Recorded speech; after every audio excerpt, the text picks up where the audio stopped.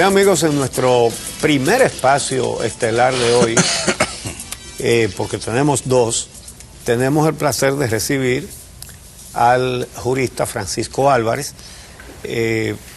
directivo de Participación Ciudadana. Muy buenos días y bienvenido, Pancho. Buenos días, de Uchi. la iniciativa Buenos por días, la Javier. institucionalidad democrática. Buenos días, También, Pancho, ¿cómo estás? también, que se me olvidó decir Sí. eso.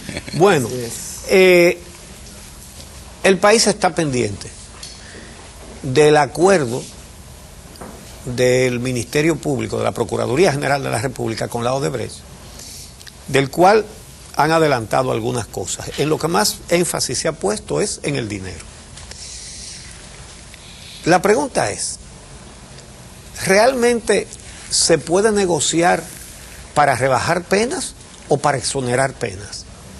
Sí, bueno, ciertamente la aplicación de un criterio de oportunidad, que es la vía que ha utilizado la Procuraduría General de la República, en este caso en concreto, porque hay otras, por ejemplo el tema del procedimiento penal abreviado, donde el imputado acepta los hechos y se va ante un juez a fijarle su sanción de una manera rápida, no abreviada, como dice su nombre. Pero aquí han elegido pues el criterio de oportunidad, que es un pues elemento que está en el Código Procesal Penal y que se puede utilizar de manera eficiente y útil a favor de la sociedad.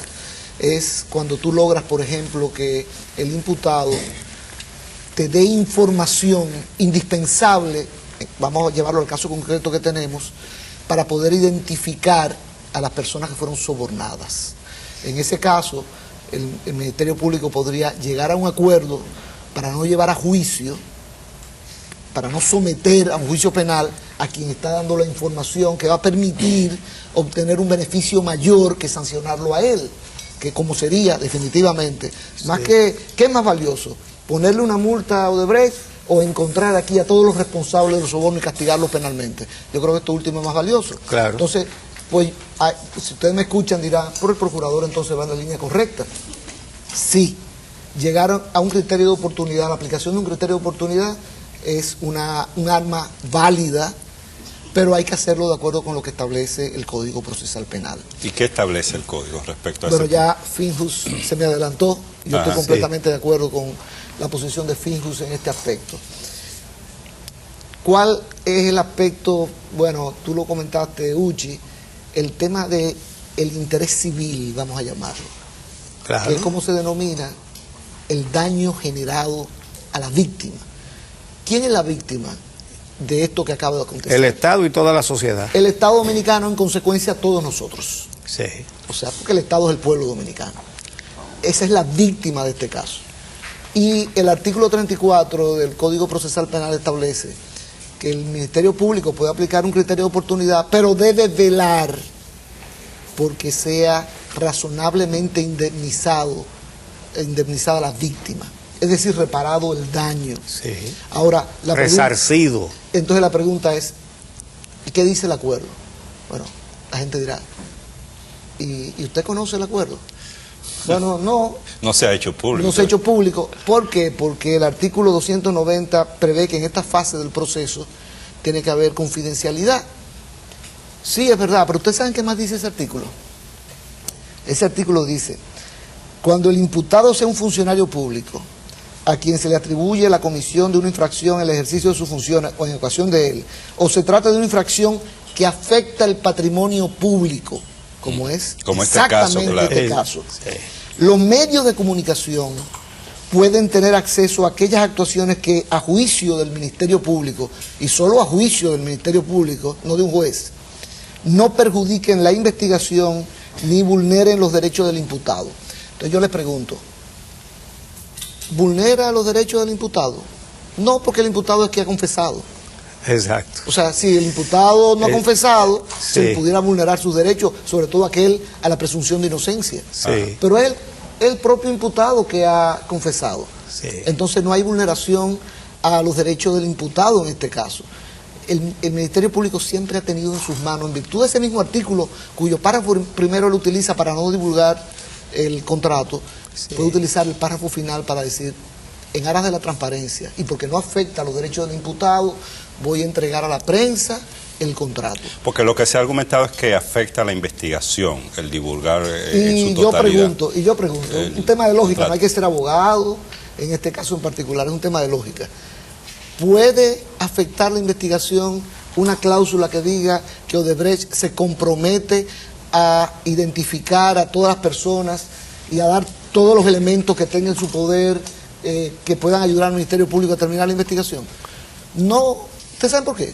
Porque ya el propio Ministerio Público, la propia Procuraduría General de la República ha dicho que eso está en el acuerdo. Ujú. Sí. Entonces, ¿por qué no entrega el acuerdo completo? Claro. No va a perjudicar la investigación porque esa obligación de Odebrecht de entregar toda la información ya ha sido divulgada por el propio Ministerio Público. La pregunta es, ¿qué otras cláusulas existen? Y ahí viene el tema. El énfasis del Ministerio Público está en recuperar el duplo de la multa. Hasta ahora sí ha sido. Por Ahora lo que la- ha salido públicamente. La sí, sí. pregunta es, ¿y el daño? ¿Cuál es? Ajá. Cuando se aplica un criterio de oportunidad, el Ministerio Público tiene que estar consciente de cuál es el daño que ha sufrido la víctima. En este momento, el Ministerio Público no tiene conocimiento de la extensión del daño. Pancho. Y en consecuencia no debería ser capaz de llegar a un acuerdo mientras no pueda definir cuál es el daño que ha sufrido el Estado Dominicano cuyo elemento principal son las sobrevaluaciones. Ok. Claro. Exactamente. Entonces, pero esas sobrevaluaciones no se sabe su cuantía. No. Porque no se han no, hecho no, las no, investigaciones técnicas. No, espérate, peor que eso. Tú dices que no se sabe la cuantía. El Ministerio Público no se ha interesado hasta este momento en las sobrevaluaciones. No las ha tocado ni con el pétalo de una rosa. Es que hay un interés en que eso no se toque, porque ahí es donde está la mayor parte del dinero. Claro. La multa son cheles. Esos 92 millones, que son 4.230 millones de pesos, y que el duplo son 8.860 millones de pesos, esos son cheles delante de las sobrevaluaciones. Y no se quiere tocar las sobrevaluaciones. Aquí hemos preguntado en este programa, día por día, ¿cómo es que no hay 17 auditorías técnicas a los presupuestos y ejecuciones de los 17 proyectos de la Odebrecht? Yo estaría de acuerdo con que se siga el modelo peruano de este caso. ¿Qué hicieron en Perú? Llegaron a un acuerdo también, pero el acuerdo es provisional. Ajá. En cuanto al daño generado, hasta que se determine cuál es la extensión total del daño. Y sí, Odebrecht, tú quieres pagar 10 millones, quieres adelantar 10 millones, vamos a tomar los 10 millones para utilizar ese mismo dinero para financiar toda la investigación que va a requerir de la contratación de expertos, posiblemente Sí. internacionales, para determinar precisamente la sobrevaloración. Entonces, en Perú, sí, le tomaron 10 millones, pero dice, ese no es la cuantía del daño. La cuantía del daño la va a establecer un tribunal cuando se tengan todos los elementos en la mano. Y hay un aspecto adicional que yo quiero agregar, no quiero que se me pase. Siguiendo el modelo peruano. ¿Ustedes saben lo que ocurrió en Perú la semana pasada? Bueno, ya ustedes saben toda la ola que Hay 3 expresidentes involucrados, pero hay uno que ya son perseguido. carne de presidio. No, ya. pero hay uno perseguido ya. El caso de Toledo, Alejandro Toledo. Toledo ya ha dicho que no va a regresar hasta que no haya una justicia confiable.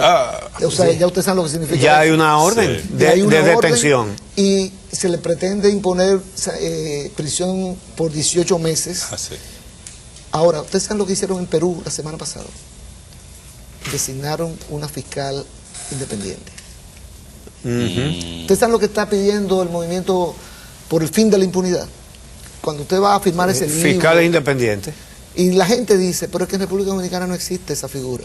Sí, se ha cuestionado eso. Bueno, pues, no, es verdad que no es el presidente Medina que puede hacerlo, institucionalmente hablando, pero el artículo 373 del Código Procesal Penal establece que el Procurador General de la República puede designar de abogados de la práctica privada hasta 2 abogados para que se sumen a acompañar la investigación del Ministerio Público. Entonces, ¿ustedes se imaginan que de buenas a primeras el procurador decida designar a Laura Costa y a Luis Miguel Pereira? Y quise poner esos 2 nombres, ¿por qué? Porque ya han sido contratados por el gobierno para otros casos, Sí, ambos. exacto. O sea que el gobierno no debe tenerle ningún temor a ninguno de los 2, pero son 2 personas, además de competentes, íntegras. que vendrían a ayudar a darle credibilidad al proceso. No sé si les gustaría, Laura, porque puso 40 y pico de tweets señalando cuestionamientos puntuales al acuerdo. Pero sí, pero... Justamente por eso debería... Pero exactamente, sí. eso valida su participación. Pero aquí el tema es, bueno, es que quien está conduciendo la investigación es el propio Procurador General de la República. Y yo, Jean Alain Rodríguez, que está comprometiendo su futuro político, cuando ha dicho, aquí no va a haber impunidad, él está ante la nación empeñando su palabra. Y me parece muy bien y lo apruebo. Ahora, ustedes saben que entren a la página de la Procuraduría General de la República, busquen el perfil de Jean Alain Rodríguez, que es un abogado, que ha sido un abogado exitoso, que ha sido un miembro de un partido político exitoso, pero cuando usted va al perfil en la Procuraduría, usted va a ver la carrera política de Jean Alain. ¿Qué es lo que se destaca en el perfil? Es lo que se destaca. Los 77.000 votos que sacó para lograr ser elegido en el Comité Central del PLD. Ajá. Está ahí en la página de la Procuraduría. Entonces yo pregunto, y no es que él no pueda, es que él tiene un conflicto de interés en perseguir a su compañero de partido. Obviamente. ¿Qué es lo que va pero a ven acá, pero no podemos ignorar que las estructuras de la impunidad consisten en eso. En la Suprema Corte la preside un cuadro político del partido. Cuando acusan a un miembro del partido de corrupción y le entregan la prueba a la Corte, el juez de instrucción es otro compañero del partido. Y cuando la Corte Penal tiene que decidir lo que se va a hacer con él, de 5 jueces, 3 son cuadros del partido. De la Suprema. Y entonces el procurador es un cuadro del partido. Y entonces eso no es así, porque hay que casualidad, mira, aquí cayeron unos políticos. No por casualidad que están ahí. Sí, es justamente para garantizar la impunidad. Sí, es importante este tema porque todo el foco ha estado centrado, y es importante en la labor del Ministerio Público ahora, en el proceso de investigación. ¿Qué pasará cuando este caso, si es que llega, y uno espera que llegue, vaya a la justicia? Y específicamente este acuerdo al que ha llegado el Ministerio Público con Odebrecht. ¿Cuáles son los próximos pasos? ¿Va a la justicia? ¿Qué va a pasar desde tu punto de vista en los tribunales? Siempre habría que hacer reserva de que uno no conoce el texto completo del acuerdo, ¿no? Sí. Pero lo que ya han anunciado abogados contratados por la propia Procuraduría General de la República, en entrevistas que ustedes mismos le han hecho, por lo visto es que van a utilizar la vía del criterio de oportunidad. Y sobre todo, pues el artículo 370 del Código Procesal Penal, que establece que ese acuerdo debe ser autorizado por un juez. Y ustedes dirán, bueno, autorizado significa que debería ser ex antes. Claro. Es decir, no que ya está el acuerdo y se lleve para que el juez lo valide. Eso fue lo que dijo ayer Aníbal Suárez. Sin embargo, la práctica no es esa. La práctica en República Dominicana es que el Ministerio Público llega a un acuerdo con el imputado basado en el criterio de oportunidad y va y lo lleva para que el juez lo autorice ex post. Es decir, después de estar firmado. Ahora, ¿qué ocurre? El juez puede rechazarlo. Y si se rechaza, y bueno, igual que si lo acoge, puede ser recurrido por la víctima. O sea, no es cuestión de que el juez tiene la última palabra. ¿Quién en este caso podría recurrir? Bueno, la víctima es el Estado Dominicano. ¿Quién representa a la víctima? Pero eso se resuelve en la comité político. Un dato interesante es que el PRM acaba de informar en el día de ayer que se va a querellar. Si se querella, forma parte del proceso y hay que darle pues participación en el momento que se lleve ese contrato. ¿Y se puede querellar cualquier ciudadano? Recuérdate que con el tema de la corrupción está ese famoso artículo del Código Procesal Penal precisamente que permite que se intentó modificar, pero todavía está bien. En el caso de Víctor Díaz Rúa se trató de que el Tribunal Constitucional lo declarara inconstitucional, precisamente ese texto. Pero bueno, aquí tal vez lo importante es señalar que este contrato va a ser llevado ante un juez y el juez lo va a validar o lo va a autorizar o no. Es el término que utiliza. ¿Cuál es mi opinión? Si yo fuese el juez que tuviese ese contrato en las manos, con lo que sé, porque no conozco toda la información, lo primero que le preguntaría siendo juez es, ¿dónde está el tema de la reparación del daño a la víctima?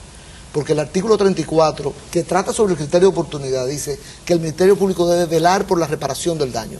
Y cuando digan... ellos van a decir, no, están pagando la multa. Y el tema de las sobrevaluaciones.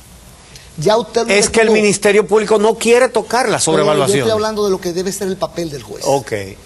El juez tiene que preguntarle en esa audiencia al Ministerio Público. El artículo 34 dice, literalmente, el Ministerio Público debe velar por la reparación del daño producido. Entonces el juez tiene que preguntarle, ¿dónde está en el contrato la reparación del daño? Los 184 millones, pero no, esa no es la multa, el duplo. Usted no ha dicho que es el duplo de la multa. La reparación del daño, ¿dónde está? ¿Ya se cuantificó cuál es el daño? No se ha cuantificado porque faltan experticias que deben realizarse. Bueno, hagan las experticias y tráiganme, después que las hagan, tráiganme los resultados, yo entonces autorizo o no el contrato. El juez al que le caiga este contrato en las manos va a tener un gran compromiso con la República Dominicana entera, porque puede actuar sencillamente como un, ¿cómo le llaman? Un sello gomígrafo. Un sello gomígrafo, o sencillamente puede ejercer su función de juez, que la gente cree que es sencillamente pasivo el juez. El juez tiene que velar porque se cumplan todos los requisitos para la aplicación de un criterio de oportunidad. Y no solamente es la reparación del daño, y te voy a decir uno importantísimo, es que el artículo dice, siempre y cuando el imputado que se va a beneficiar de ese criterio de oportunidad brinde información que permita identificar a los demás responsables. Entonces el juez le va a decir, ¿dónde está la información? Bueno, no la tenemos en este contrato, la tenemos. Ok, tráiganme la evidencia de que el imputado le ha brindado información valiosa para yo revisarla. Pero si eso no es la base, es que va a suministrar información. Eso no es suficiente para que un juez valide el criterio de oportunidad. Tiene que demostrarle cómo va a suministrar esa información, porque si dicen, es que las 77 confesiones de los ejecutivos premiados en Brasil es lo que va a suministrar Odebrecht, el juez puede decirle, no, pero que eso... Y el Ministerio Público debería ser el primero en decirle, es que ya la justicia brasileña se ha comprometido a divulgar eso. No necesitamos que Odebrecht... ¿Hacer un acuerdo? Hacer un acuerdo, porque la justicia... ¿Ustedes se recuerdan lo que le pasó a Joao Santana? Que el juez le dijo, ¿qué más? Aquí lo comentamos. Porque lo que usted ha brindado, ya no lo sabíamos. Ya lo sabíamos. Entonces, ¿qué otra información valiosa le cantaron 8 años para que nosotros podamos reducirle la pena? Y oye, qué casualidad. Esa sentencia se la cantaron hace justo una semana, el jueves de la semana pasada, y ese fue el día en que el Ministerio Público de aquí anunció que había llegado a un acuerdo. Es decir, se habló poco de la condena de Joao Santana, porque toda la atención se puso en que se había anunciado un acuerdo aquí. Le dijeron, las autoridades allá le dijeron, esto que usted está brindando como información, aquí lo comentamos, ya lo teníamos. Si usted no nos da información valiosa que no tengamos, no le podemos reducir la pena. Pues aquí deberíamos decirle a Odebrecht, ¿dónde está la información? Si tú no me la brindas, yo no llego a ningún acuerdo contigo. Yo quiero refrescar lo que pasó con Awilda Reyes. Ajá. Ahora, ¿por qué Awilda Reyes? Porque participación tuvo una... Sí. Y tú, Javier, lo sabes. Sí, que fuiste a la Procuraduría General de la República acompañando a Awilda Reyes. Francisco Domínguez Brito dijo, déjame ver la información que tú me vas a dar para llegar a un acuerdo contigo. Y ella no quiso dar la información, sino que confiara en ella. Francisco Domínguez no fue posible un acuerdo. Sí. Exactamente. Pancho, pero ese caso es tan grave que, habiendo comprobado en la Suprema Corte de Justicia el dinero que esa juez cogió, habiéndolo contado y habiéndolo retratado, esta es la hora en que no se le ha dicho al país quién fue que le dio el dinero. Y esos casos andan por la deriva en este momento. ¿Ustedes saben cuál es la suerte del caso penal contra Francisco Arias Valera? Que si la condenan pueden hablar. No, estos casos están paralizados por lo visto. Claro. Y el caso disciplinario, por cierto, contra Awilda Reyes tiene audiencia, creo que en el mes de marzo. Lo digo porque soy testigo en ese caso y me llegó la citación ya. Bueno, Pancho, muchísimas gracias. Quedan otros temas ahí pendientes.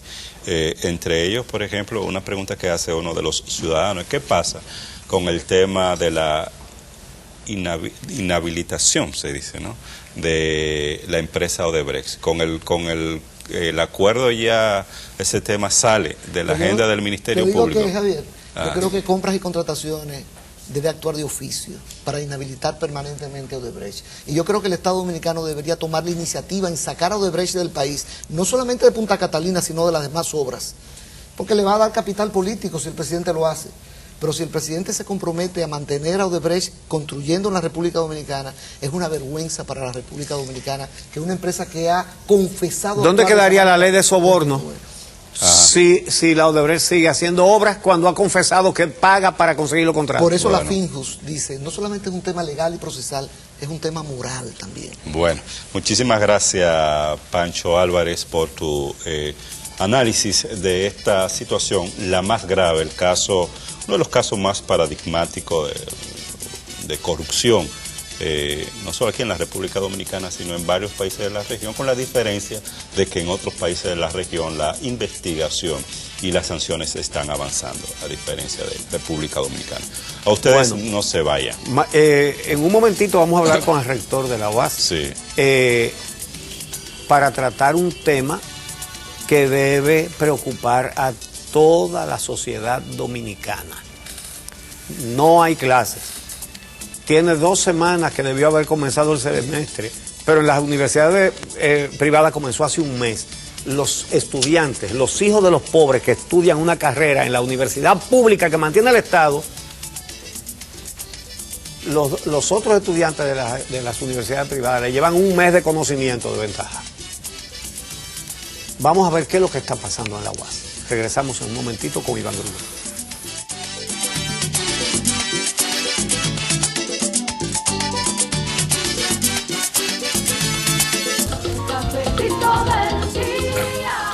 Bien, amigos, en el espacio estelar de hoy, en el día, vamos a compartir el cafecito con el rector de la más vieja universidad de este continente, de la Universidad Autónoma de Santo Domingo, el rector Iván Grullón. Muy buenos días y bienvenido.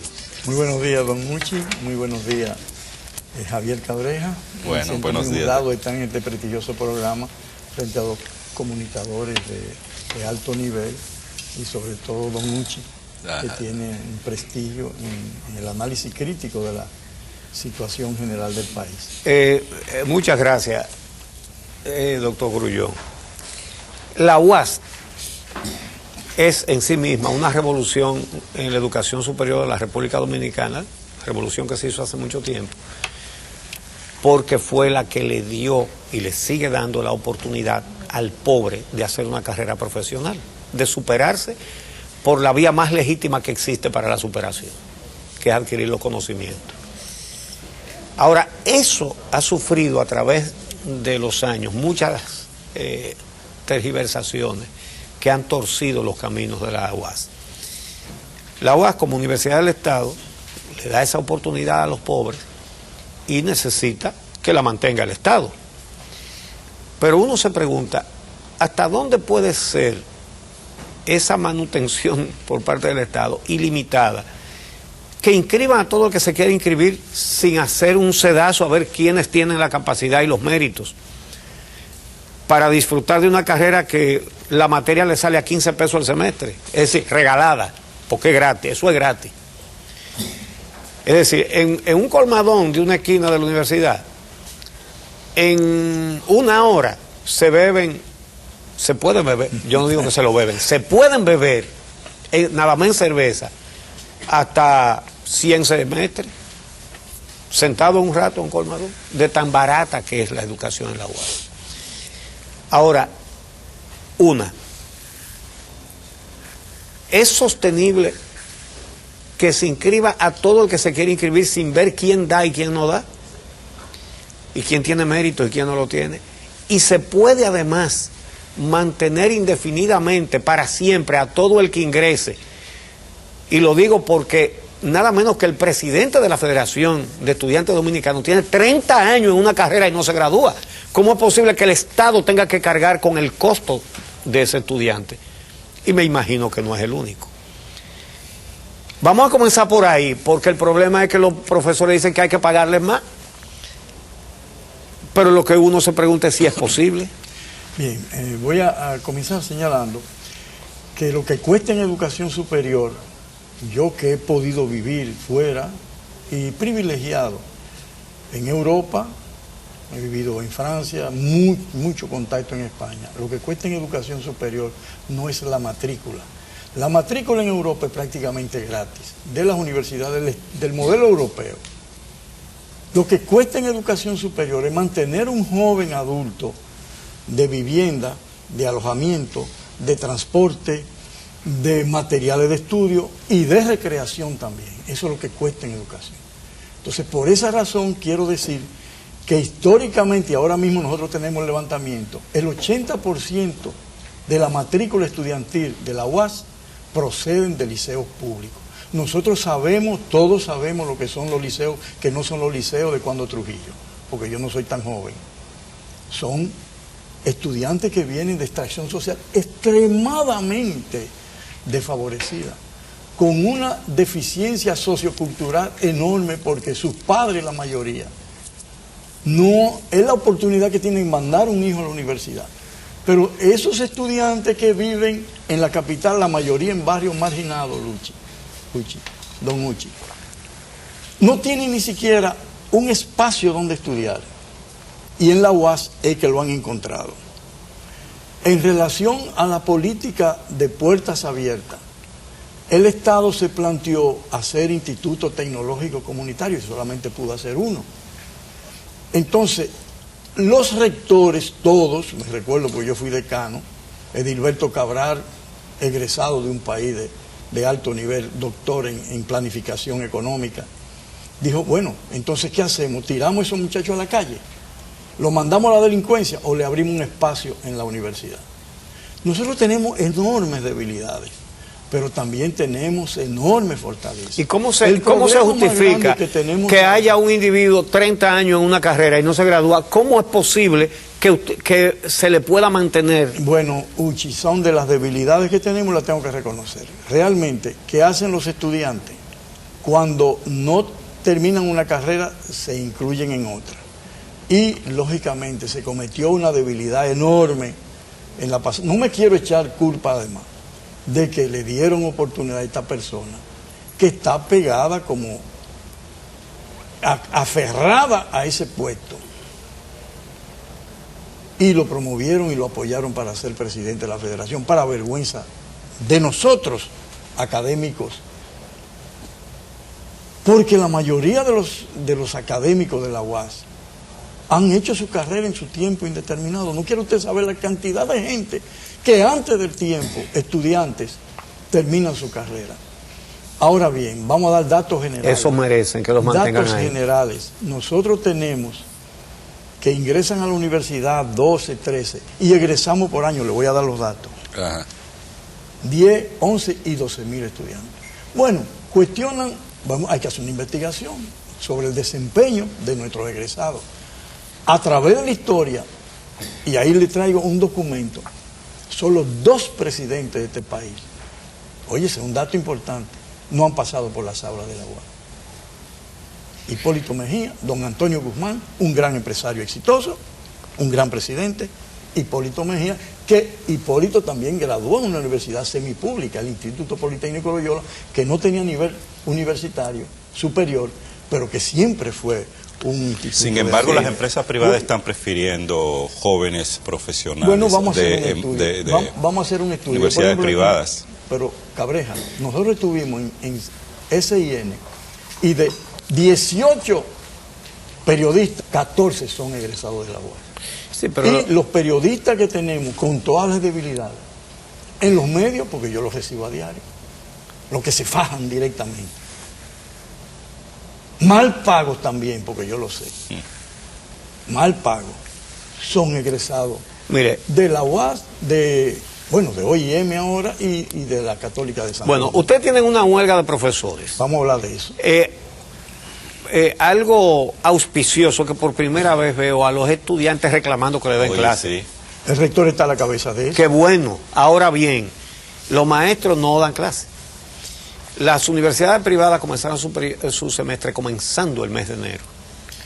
La UAS lo comienza 2 semanas después, pero esas 2 semanas que van ha sido sin docencia Y parece que no hay mucha esperanza de que la haya, porque la FAPROUAS ayer nombró una comisión disque para buscar acuerdos, pero mantiene la paralización.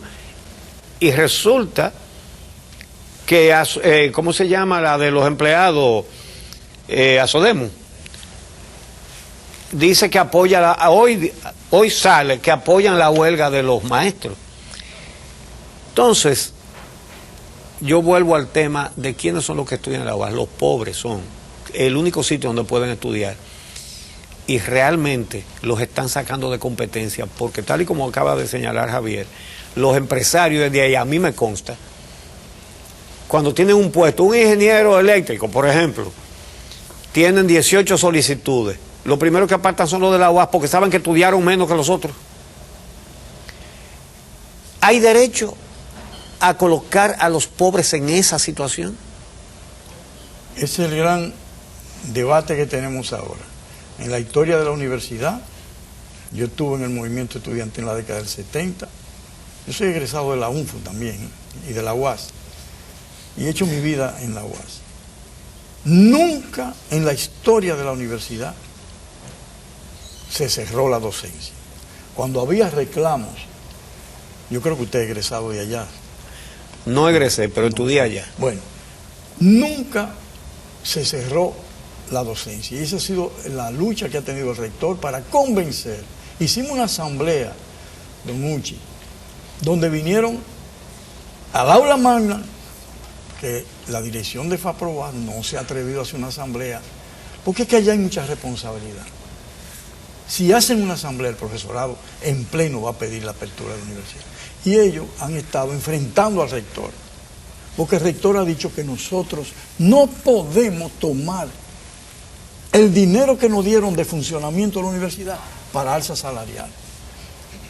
Quiero explicar en este momento, aunque me desvía un poco de eso, pero estoy de acuerdo con Tedo. Yo dije que eso es un crimen. Me acabaron. Porque allá todo se tergiversa. Que el rector nos dijo a nosotros criminales. Digo yo, el rector tiene un doctorado en literatura y en lingüística, una maestría, y sabe manejar la lengua. Yo dije que es un crimen de manera figurativa, y lo es de verdad, pero no que ustedes son criminales. Y entonces miren cómo tergiversan a nosotros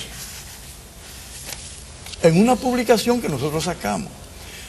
Dijeron que el rector, porque tengo que defenderme, había comprometido a hacer un alza salarial, por lo demás meritoria, lo podemos discutir, de un 15%.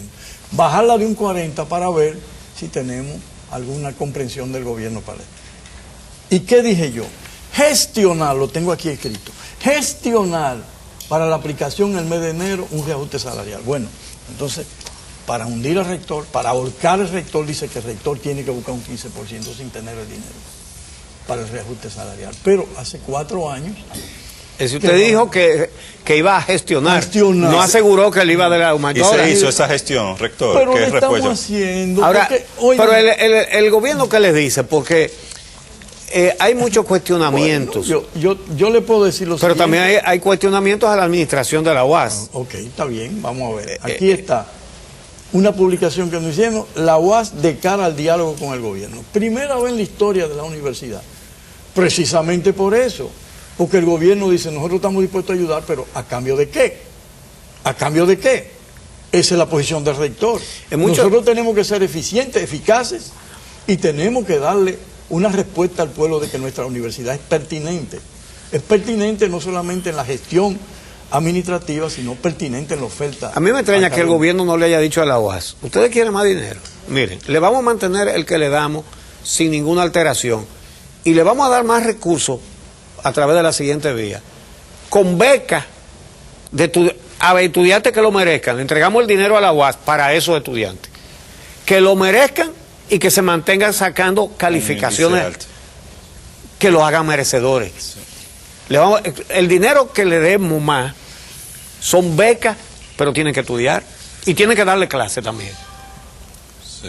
Realmente es bueno que usted sepa, don Uchi, que voy a cumplir 3 años en la gestión de la universidad, y pasaron 2 años donde celebraron los 2 semestres regulares sin mayores interrupciones, porque siempre hay sus cositas, y los 2 semestres de verano intersemestrales que son intensivos, súper intensivos. Es ahora donde la situación, lógicamente estamos en una situación general mundial de indelicadezas que se cometen con los bienes públicos, usted sabe cómo es, y la UAS no escapa a eso como institución pública. Entonces, ante esa situación, por ejemplo, hasta el dinero de los planes de pensiones lo cogen para otra cosa, eso es grave. Bueno, realmente nosotros,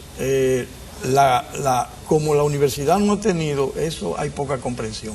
Nunca ha recibido el presupuesto que por ley le corresponde. Lo dice la Constitución de la República y lo hemos discutido. La Constitución de la República, que está por encima de las leyes adjetivas, porque es la ley superior, establece que el Estado tiene la responsabilidad de la educación pública del Estado. Y después 2 leyes, una un poco caduca, la 5778, que le dio la autonomía a la UAS, que pasó de Universidad de Santo Domingo a Universidad Autónoma de Santo Domingo, 1961, le otorgó el 5% del presupuesto de ley y gasto público a la universidad en ese entonces pública, y esa ley está ahí, no ha sido derogada. La 13901, que yo le he leído 10 veces, establece que en el primer año de la aplicación de la ley se otorgaría el 5%, se otorga el 5% del presupuesto de la universidad para las universidades públicas.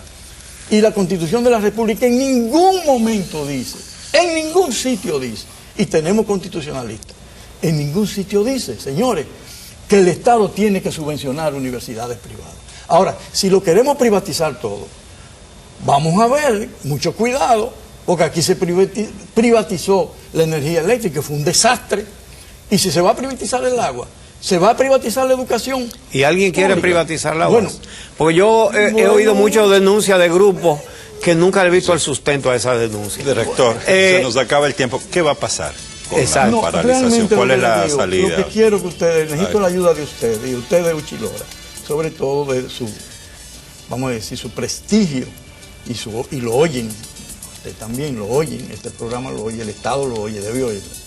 Nosotros tenemos un diálogo con el gobierno que pasó precisamente por la cuestión del presupuesto. Porque el ministro Montalvo, cada vez que los gremios o representantes de los gremios en ese diálogo hablaban de presupuesto, dijo, yo no puedo hablar de presupuesto aquí, y mucho menos de aumento salarial para los servidores universitarios, que son los docentes y el personal de apoyo a la docencia o administrativo, porque es una función del presidente. Ahí se produjo un sesgo, pausó el diálogo, y ahora lo que yo propongo, que se establezca un diálogo directamente con el gobierno en la línea de lo que usted dice. Bueno, usted está bien, necesitan esto, y ustedes qué van a aportar, y comprometernos, porque reconozco que el gremio, los directivos de los gremios, están preocupados por el manejo de los recursos de la universidad. Pero se dicen mentiras tremendas para hundir al rector de turno. A todos los rectores le han hecho eso. Y entonces tenemos que ser, vamos a decir, honestos. Un gobierno debería decir, vamos a sostener la universidad pública, pero no puede haber gente que dure 30 años en una carrera, porque así no se puede. Bueno, muchísimas gracias. Así es imposible. Señor rector, gracias a Iván Grullón, rector de la Universidad Autónoma de Santo Domingo, por su participación hoy en este programa. A todos ustedes, muchísimas gracias por acompañarnos, y les invitamos a que mañana nueva vez, a partir de las 6 de la mañana, estén con nosotros. Bueno.